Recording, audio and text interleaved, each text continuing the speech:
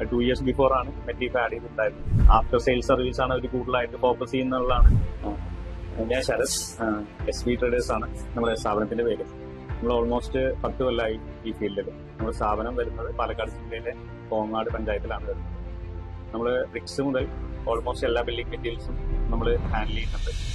Especially roofing ആണ് 2 years ആയിട്ട് ചെയ്തു വരുന്നത് മെറ്റ്ലീഫ് ആണ്. ഓൾമോസ്റ്റ് 3-4 ബ്രാൻഡോളം നമ്മൾ സ്റ്റോക്ക് ചെയ്ത് ചെയ്യുന്നുണ്ട്. റീസെന്റ് ഒരു 2 years ആയിട്ട് മെറ്റ്ലീഫ് നന്നായിട്ട് ചെയ്യുന്നുണ്ട്.